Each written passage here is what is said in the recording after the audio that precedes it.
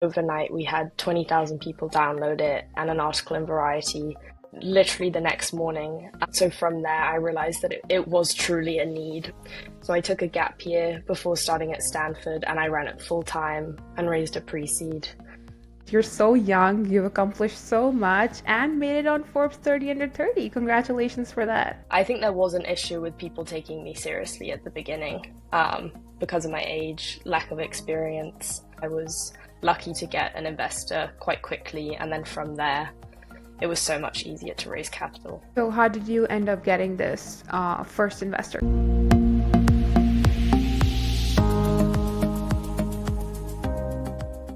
Hi, Mariella. Welcome to the Go Girl podcast. I have been waiting for this conversation because you're so young, you've accomplished so much, and made it on Forbes 30 under 30. Congratulations for that. Thank you so much, and thank you for having me. Amazing. Would you like to start by telling us a bit about the company that you founded? Yes, I would love to. I'll give a quick founding story. So about 3 years ago, I started learning American Sign Language. During COVID, my high school shut down, and I finally had enough time to enroll in classes. There's hearing loss in my family, but no one had ever learned how to sign, so it seemed like a perfect opportunity to start learning sign language. Very early on, I realized that closed captions or subtitles weren't one size fits all and weren't kind of the gold standard of accessibility that people thought they were. Just from researching deaf culture and speaking to members of the deaf community. And that's because of deaf kids who can't read or can't read fast enough yet to keep up with captions, or just deaf adults who want to watch something in their native language. And there wasn't kind of any sign language offering that I could find on popular entertainment. So from there, we started a prototype. Sign Up is a Google Chrome extension that overlays a sign language interpreter via a picture-in-picture box on streaming platforms like Disney Plus and Netflix. So we launched about 2 years ago now, and since then we've expanded into the UK and India with British and Indian Sign Language. And we've also expanded from Disney Plus to Netflix and YouTube as well. Wow, that is amazing. And you said you started all of this in high school. That is so impressive.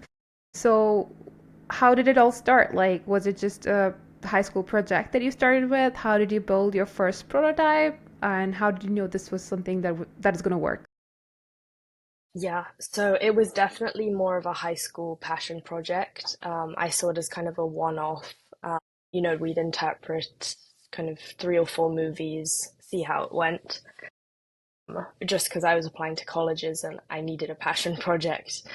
Um, but very quickly, the kind of need and product market fit was so obvious. I mean, overnight, we had 20,000 people download it and an article in Variety literally the next morning. So from there, I realized that it was truly a need within the deaf community, and it prompted me to grow it. Um, so I took a gap year before starting at Stanford and I ran it full time and raised a pre-seed. And from there, I hired a management team to help me run it while I was at school. Wow, this is so impressive. And clearly there was a big need because 20,000 users overnight, that's the dream, right? So I'm so glad you're solving a big problem for the deaf community and you're doing such great work. I would love to dive into how was it being like an entrepreneur right out of school? Did people take you seriously? Did you face problems with that? Because you're so young and then you're a female founder, so like there are two layers of complexity in succeeding. So how was that like? Yeah, it was tougher than I thought it would be. I would say, especially at the beginning when I hadn't kind of landed an investor yet, Hmm. and I didn't know anything about the business. We weren't incorporated, we didn't have any patents in place, we weren't trademarked, copyrighted. I would say that kind of phase of sign up was quite difficult. I was also the only kind of full-time employee, so meetings kind of went badly sometimes. people would ask to have, an adult on the call, Mm. which at the beginning had to be my dad because I had no other employees to kind of help me. And I think there was an issue with people taking me seriously at the beginning, because of my age, lack of experience. Even with the Um, 20,000 users and like the clear product market fit? I would say yes. Yeah, I think that helped me get the initial meeting. But when I Mm-hmm. kind of showed up on the Zoom, they really quickly wanted an adult there, and didn't really want Mm. to talk to me. Even though when I would bring along, an advisor or my father at the very beginning, they would direct all the questions to them. But ultimately, I was the one who had to answer the question. It was definitely frustrating, but that phase didn't last very long. I was lucky to get an investor quite quickly, and then from there, it was so much easier to raise capital. So how did you end up getting this first investor? Because I think fundraising is so hard, especially in today's climate. Would love to know like what was your approach? What resources do you use to get these first meetings and successfully land an investor? Because it's a long process, right? There's a lot of due diligence that needs to be done. So how was that process like for you? Yeah, it was a lot of cold outreach at the beginning, which I think I got kind of one response for every 20 emails I sent. So it wasn't a great Hmm. response rate.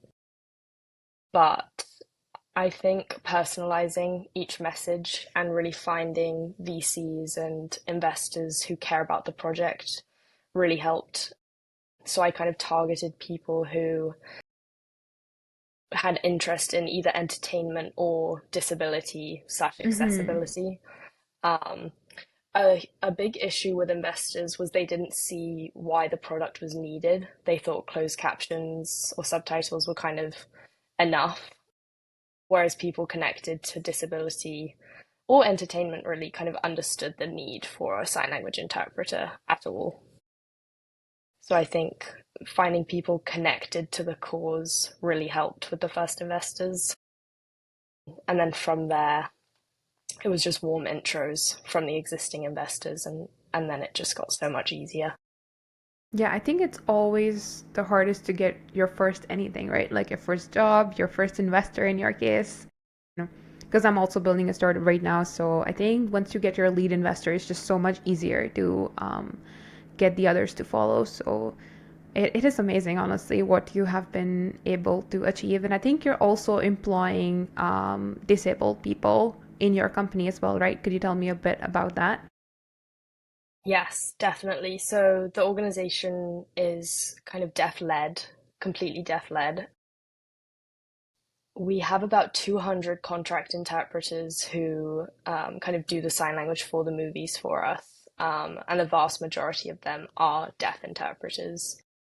We always try and have deaf talent on screen and have hearing interpreters kind of help out behind the scenes. We employed a deaf-owned media company. We're just building an advisory board right now, which will be kind of 90% deaf. So we're really trying to employ people with disabilities. And the representation, I think, is what has made Sign Up so successful. Users of Sign Up, especially deaf kids, kind of see themselves represented on screen. That makes them want to watch kind of more content with us. Hmm. So yeah, it's been a pleasure working with the deaf community. And yeah, as we hire kind of more full-time employees, it'll definitely be kind of deaf led, deaf run. Amazing, because I would love to know like how it's impacting the kids and the kids who are not able to read captions yet are now able to, I guess, watch movies and understand them. And I think there's just so much more in like a person actually doing the sign language because there's so much expression and everything that can also be seen than just closed captions. So I love companies that are like accessibility first or like sustainability first, and it's not like an afterthought. Because honestly, closed captions have helped so many people as well. Like, I use closed Yeah. captions all the time. Like, it's not about being disabled or not, it's just about making an experience better. I would love to know, like, your business model as well. How are you funding this? Is it free to use? Is it a paid service? And how, in your initial days when you didn't have any fundraising, how were you managing it all? Yeah, that's a great question. I would say the community aspect has definitely been the most rewarding. There is kind of a later stage of reading for deaf children. Fluency in reading kind of happens at age 12 or 13. So there's a Mm-hmm. huge amount of time where kids are missing out on mainstream content because they can't kind of keep up with the captions. So we really are kind of giving access to kids to early stage content to kind of allow them to access mainstream content like their hearing peers. And 90% of deaf kids are born to hearing parents, many Mm-hmm. of whom don't learn sign language. There are kind of there's a huge time period where the deaf child is left out of the family and they're not getting everything at a family movie night. Either people have to explain it to them, or a parent, usually a mom, is signing along to the movie with them, and it's just not kind of an inclusive experience. Changing that um, is definitely kind of the most rewarding part. And with that, I'm sorry, what was the second part of your question? How are you like, what's your business model? How were Business you model. running this when you didn't have any investments yet? Yes. Okay. And because of that kind of social impact focus, we've really wanted to keep the extension free to the Mm-hmm. consumer, which has made it slightly more difficult, but I think it's the right way forward. And we've really gained the trust of the deaf community by having it free. I mean, hearing people don't pay for audio, so deaf people shouldn't pay for sign language. Um, Because of that, we've relied on investment to kind of fund the interpretations and the tech development. Mm-hmm. Now we're kind of in the pilot stages of um, kind of integrating two streamers. So we're in discussion with Netflix. We are talking to Paramount Plus. We are kind of just trying to figure out the technical integration. Mm-hmm. And from there, the streamers should be kind of paying for it, hopefully. Very interesting. Like, I hope this works out. It's gonna be so cool if you get like a Netflix collaboration or like one of those mainstream medias, because I'm literally rooting for you. I love your project, and I want to know which were like the first movies and who decided that which movies should get signed first. That's a great question. I got to choose all the movies at the beginning just because I was kind of the only one working on it, um, which was a positive at the beginning.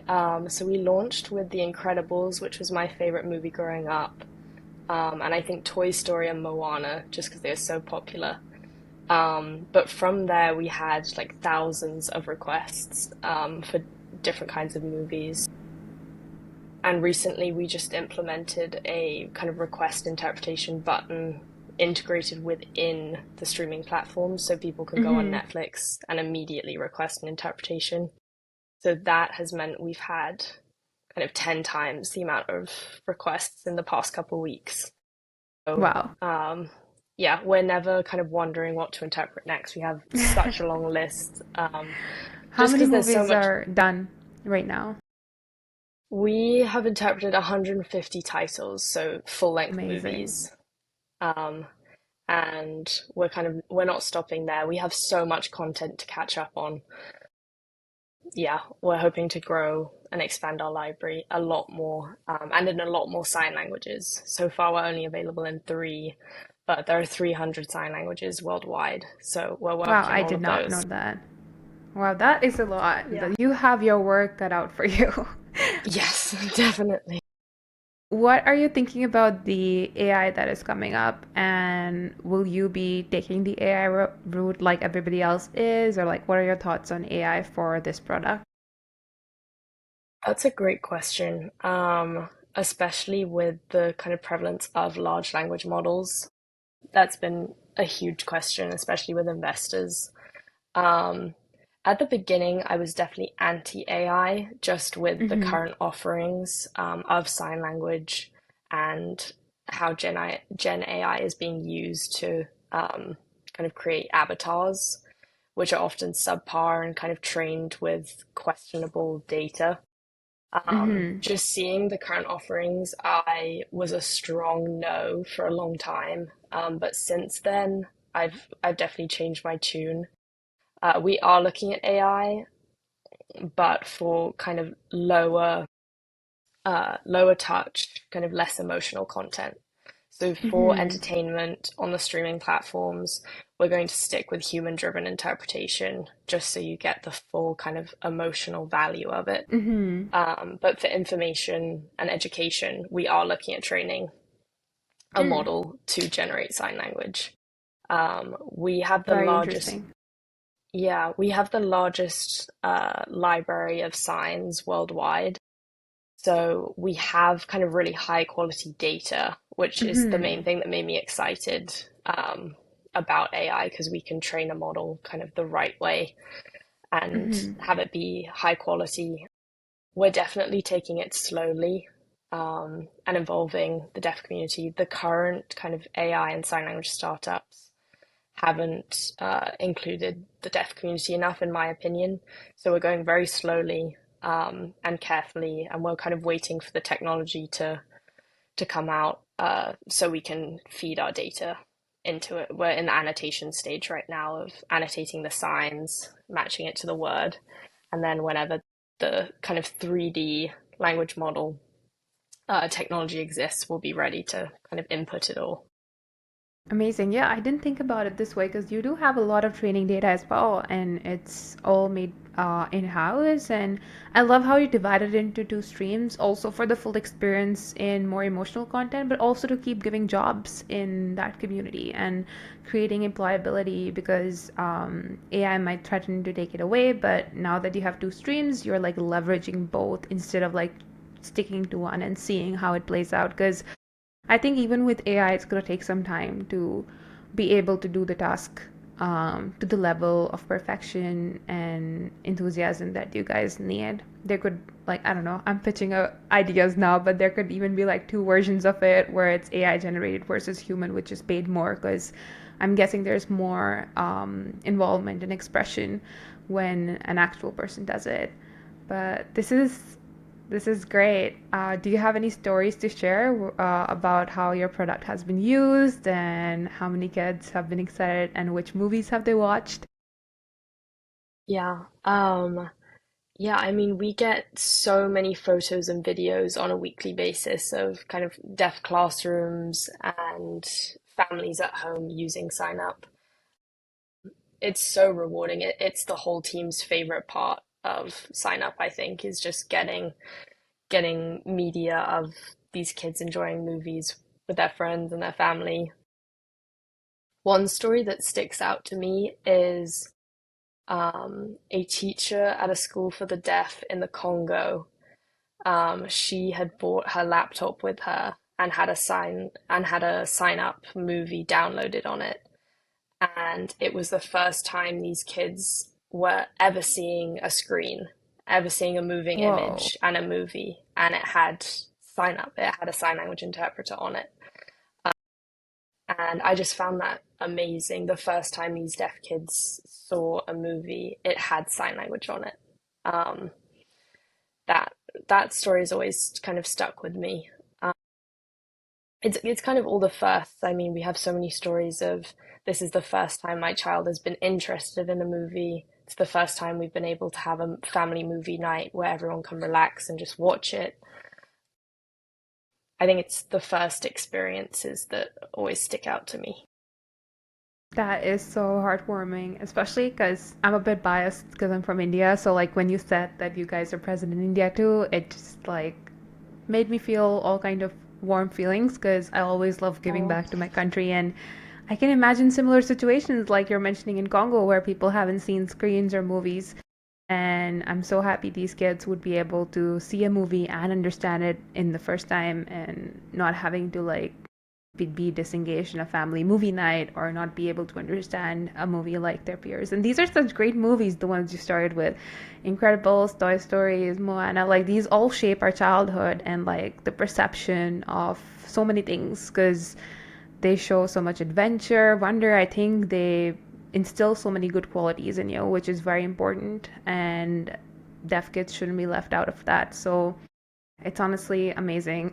As you can know, see, I'm in complete awe of what you're doing because it's perfect. It's a business and it's also giving back. Like it's just perfect. And you're welcome. And I'm gonna be cheering you on this journey. Like I hope you are super successful with this. I would love to know your thoughts on the state of accessibility for the deaf community, not just in the entertainment industry, but like in general right now? Is it an afterthought? Are there certain industries or places where it has made a lot of progress, but there's still room for growth? Like, what is your opinion on accessibility in general? General.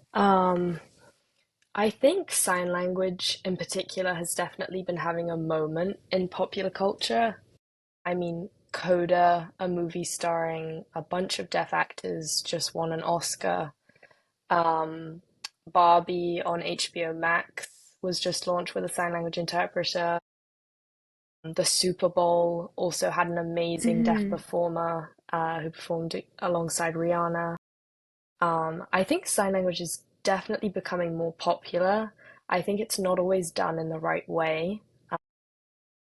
Like for Barbie, for example, it's a completely separate video from the kind Mm-hmm. of uh, uh, typical Barbie movie. It's quite difficult to find on the streaming platform. There was a separate stream for the deaf performer at the Super Bowl. They only showed her on screen for I think less than 10 seconds, and then people had to go to a separate website to see the rest of the performance. I think people are thinking about it, but it's not becoming mainstreamed enough, in my opinion. I think sign language should be an option just like captions. You should be able to open a Mm-hmm. movie and toggle sign language on and off, just like subtitles. I think the thought is there, but the kind of mainstream inclusion isn't. Mm-hmm. But I think it has greatly improved in the last couple of years, especially with just representation. Representation in the media has gotten a lot better. I think the accessibility piece still has a bit of a ways to come. Yeah, I love it. I love like the toggling on and off, just like captions. Like there should be an option there. It should be as easy as that. You don't need to go to a separate stream. You don't need to look for where it is. Like that's how easy it should be. I completely agree with you. And you're studying right now at Stanford, doing a degree. You have a management team handling your startup.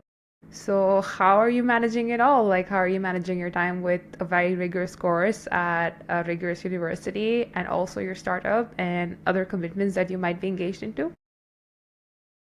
Yeah, it was definitely a learning curve when I started college, especially at the beginning, just kind of finding my feet at Stanford while running this company with a management team who just started.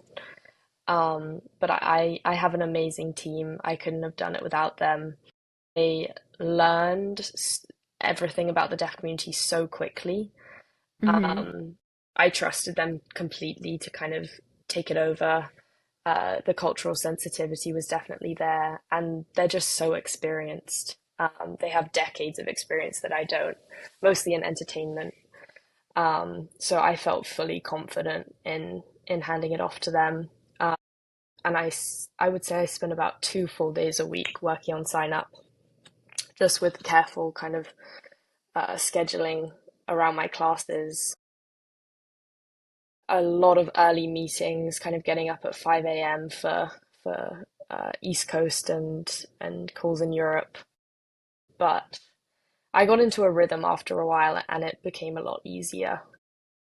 And I started kind of giving more and more to my management team as they kind of got to learn how sign up worked. but I'm working on it kind of a lot more now. It's the summer holidays, but next year when school starts again, it'll be the same. Amazing. And I think it's your passion that keeps you going because this sounds very familiar. Waking up at like ungodly hours, coordinating with your team. When I started my nonprofit Go Girl, I was 15 too, and at the same time, I got a scholarship from Singapore government, so I had to go there for my high school. And I had like 7 a.m. school, and then I had to do these 5 a.m. calls with my team, sometimes even like earlier than that, or like sleep at 3 a.m. after talking to my team and then get ready for school at 7 a.m. And I was on a scholarship, so like there was so much pressure on me as a scholar. But honestly, people also ask me like, how are you making it work? And I always found that question strange, even though I asked you right now, because it just happens. Like I feel if you're driven enough, you make time for it, and it just happens. And like you said, you have a rhythm now. You just wake up, your eyes open at 5 a.m., and you're excited to talk to them because you know that's the only time you get to talk to them, right? That's the only time you get to work on your vision. So, what is next Exactly. for sign up? Like, are you planning to join it full time again once you're done with school? Or, like, what are some exciting things that you're looking forward to at sign up? I am really excited to figure out the tech piece of integrating fully with a streaming Hmm. platform and having that toggle button. That is what I'm really excited for, kind of in the short term. Uh, Longer term, I'm excited to expand into just so many more countries and sign languages, and platforms. We really have focused on entertainment so far, but we're just going into education, and I'm really hoping we'll go into just every field, government videos, employee training, medical videos, just anything and everything. The long term vision is sign language on everything. I love Making that. it making it as pervasive as captioning, which is obviously a really long term goal. But I'm hoping we can get there, and I would love to join sign up again full time, after school. But I'm really not sure. I love the vision, and there's so much scope. Think about just YouTube. There's so much Yeah. stuff there, and I think that's where AI could come handy, like when it's like millions and I don't know how many billions of videos on there, right? Yeah, I would love to ask you also and know more about the tech piece because since I'm a software engineer, I obviously like to know about these things. So, how did you build your first Chrome extension? The first Chrome extension was very simple. I hired a super cheap developer who spent like 10 hours coding something just very rudimentary. I Hmm. did the UX and UI, and I have no tech experience whatsoever, so it looked incredibly homemade. But it worked. I mean, it was two video It streams worked. playing at the yeah, it was two video streams playing at the same time. It paused at the same time, it kept in sync, and that was all we needed. It was a little bit ugly for a while, but since then, we've hired an amazing tech team, like a dozen developers, and they've completely turned it around. We went through a rebranding a couple months ago, and the tech is so much smoother now. We have no bugs, which is amazing. But at the beginning, it showed proof of concept, and it was what we needed. Yeah, and I just want to point out here that as a founder, you do not need to know the tech to actually build a tech product. You could outsource it. You could also build like no code alternatives for it because it doesn't have to be perfect. Like you said, it just needs to work. It just needs to prove. And was it the same proof of concept that got you that many users and the article, or was it like after a few more stages of building it? No, it was the first proof of concept, which really Amazing. surprised me. I think I'm quite biased with aesthetics. I don't know if I would Hmm. have used the early extension, but people It used tells it. you Yeah. how much people needed it, like the first, in your own words, ugly. I'm not sure it wasn't, I'm sure it wasn't ugly, but like the ugly version. it just shows how many people needed it and how many people wanted it, because 20,000 users is not a joke. And it just shows how you identified a very important problem around you. And so, any advice for people who are wanting to do startups but they don't know what to focus on? Like, how did you find this problem? Like, for someone who's like who wants to do something but doesn't have a proper idea right now. Yeah, when I was looking for my passion project, the best piece of advice I got was look within the communities you're a part of and look for the pain points of people in that community. So I worked at a dog shelter and I looked at kind of pain points within the shelter system in New York. Mm-hmm. I looked within my village during COVID and saw the need for kind of meals for the elderly and kind of single parents. And I think there were a lot of passion projects that I found in a very short space of time. I just chose Sign Up because it was the one kind of, I thought it was the most desperate need. Mm-hmm. But during the kind of passion project exploration phase, I just looked in every community I'm a part of on a local level, up to a national or international level. Just anything you're interested in, trying to find pain points of people in those communities. Because if you're already a part of it, it's so much easier to help because you'll understand the need so much quicker and you'll be able to find a solution. I think that was the best piece of advice I got. Look within your communities. Don't try and solve a problem that you don't really know anything about. No, that is great. And I love how you give examples of like all these other problems that you did notice and then you ended up settling on this one, because I think it's a matter of just starting to notice. There's so many people who are struggling with so many different things. And if you're part of that community, I think it also helps with the passion, because you know you're making a difference in your community. So there's like this whole belonging and the passion that you do need for when you face rejections and obstacles. So that is amazing advice for anybody looking to start a startup. And I'm so glad that you came on this podcast. Thank you so much for agreeing to do this. I am so impressed by you, honestly. And I wish you so much success. Yeah, I know you've made it, but I hope you like succeed even more and you do like get to your vision where Sign Up is mainstream on every platform. I'm gonna be super excited the day I open Netflix and I see you guys' collaboration there and then the ability to toggle it on. So I'm very excited for that. Thank you so much. Thank you so much for having me. It was so lovely speaking to you. And Go Girl is amazing as well. So thank you. Thank you for joining us on this episode of the Go Girl podcast. For more such inspiring conversations, do not forget to subscribe. You can also follow me on Instagram at Japnit Ahuja. Until next time, keep being unstoppable. You go, girl.